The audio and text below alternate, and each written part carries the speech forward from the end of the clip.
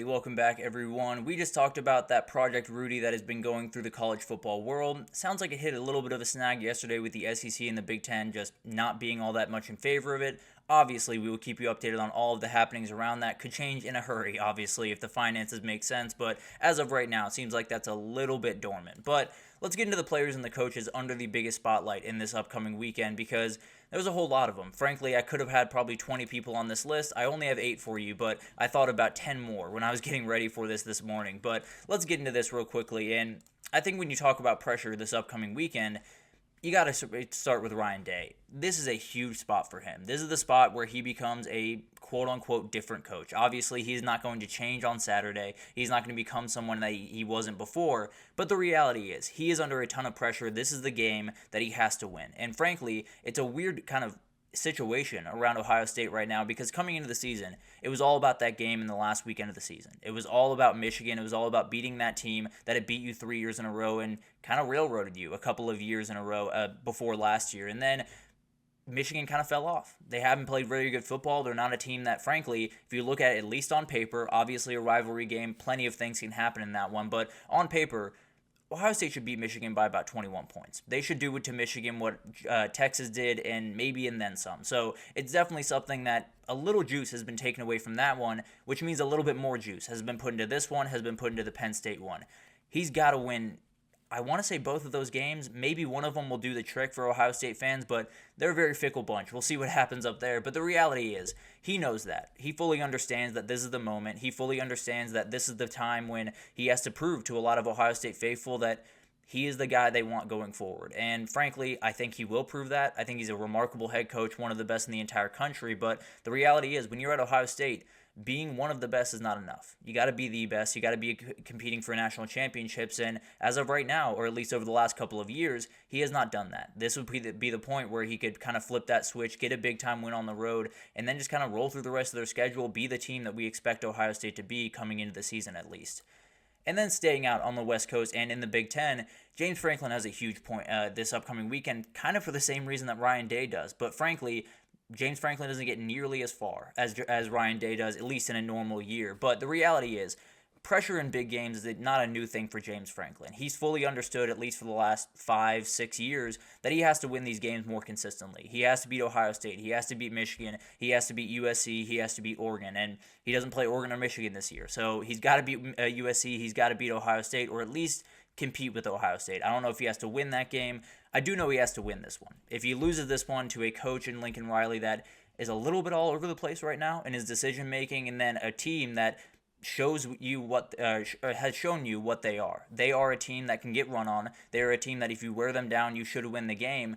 If Penn State does really anything less, I think fans are going to be very, very upset. So obviously the Ohio State game is the biggest one on the schedule. No two ways about that. But the reality is, Penn State can't go into that Ohio State game feeling confident really at all if they don't get this one done. If they don't walk in there undefeated and feeling like they're a team that can compete with this team. And frankly, if they get in there undefeated and Texas loses to Oklahoma or Georgia the next couple of weeks, that's a 1-2 matchup possibly in Happy Valley, which would be downright special. But he's got to get through this weekend to get there first, of course.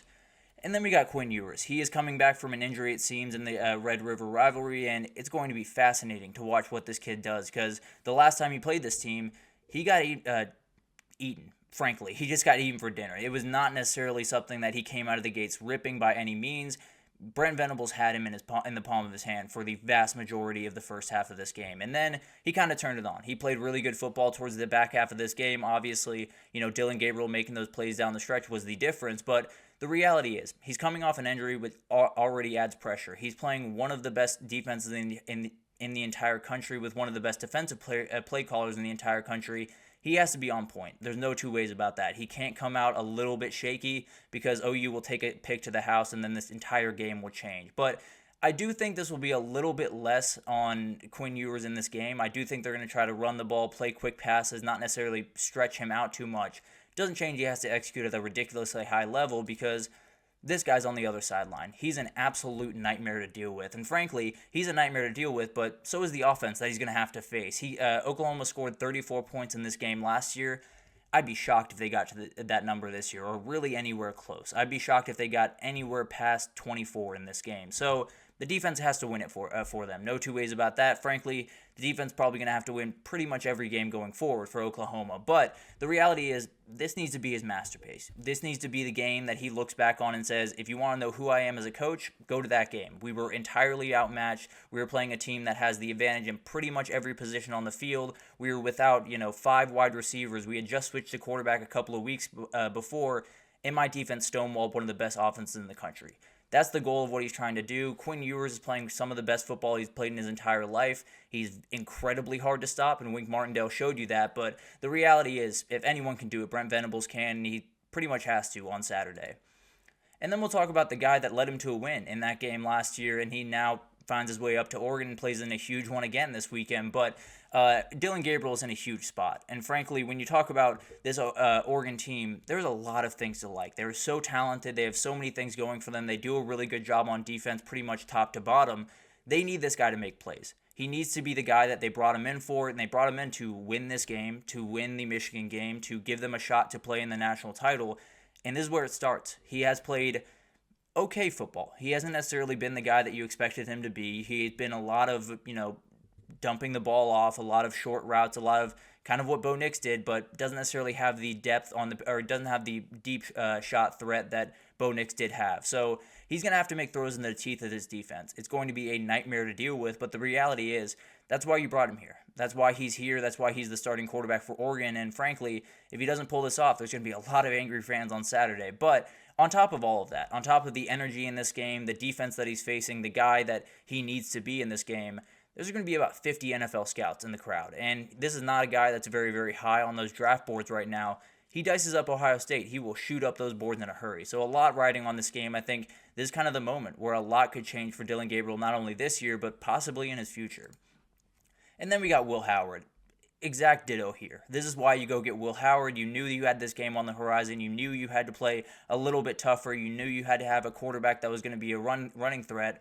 This is the moment where all of that is proven. This is the moment where he shows one way or the other if he was the big-time upgrade from Kyle McCord that I tend to believe he is, and I think a lot of people up there in Columbus think he is. But this will be the toughest environment that he has ever played in. He has played in a number of really, really good ones. Stillwater, he's played in the Big 12 Championship, he's been to Texas, he's played in a lot of really good environments.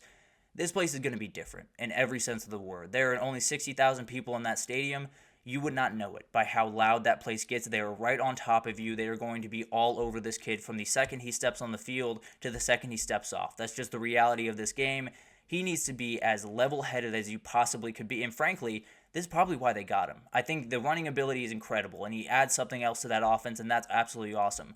Kyle McCord just looked a little bit scared in these moments. Now, I think if you put him on that field on Saturday, he would not be scared of that moment because he looks as confident as he possibly could be right now. But at the end of the day, you went and got Will Howard because he started for 4 years. Because he's been in these moments, not necessarily as aggressive as this one, but he's been in these big-time moments, and he should be able to keep a level head. But he's got to on Saturday. If they don't have him playing pretty much elite football, they're going to have a really tough time moving the ball, and then their defense is just going to have to outright win it for them. And that's not the way Ohio State wants to go about business this year. I can promise you that. But moving over to the other big-time game of this weekend, LSU Ole Miss, Blake Baker.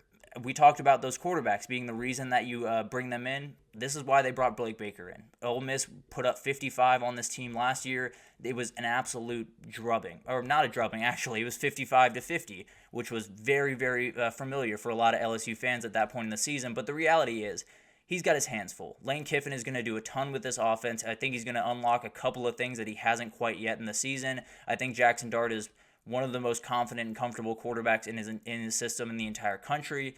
Blake Baker's got to do really, really good things in this game. And frankly, it's not going to be easy because the reality is you're not doing a great job on the back end. So you want to put a little bit more credence back there. But also, he's a very aggressive play caller. He very much likes to blitz the passer. He very much likes to get after this guy. So he's going to have to find them in between. And frankly, if Ole Miss doesn't have Trey Harris, that becomes a little bit easier. I'll be totally honest with you. But the reality is he's going to have to cause a lot of problems. If he cannot get to Jackson Dart on Saturday, he's going to tear you to pieces. And frankly, even if you do, he might tear you to pieces. But the reality is Blake Baker has to be huge in this game. And if he can win it for him, then I promise you that $2.5 million that they're paying him would feel like a bargain. But finally, Deion Sanders. This is a huge moment for him. I talked about it yesterday, but this is the biggest game in Deion's time at Colorado. And frankly, If he wins this weekend, next week will be the biggest moment, and so on and so on. But the reality is, this is a huge moment. This is the moment where you have the Kansas State team that came in as the favorite in the conference. You have a Colorado team that's playing really good football right now, but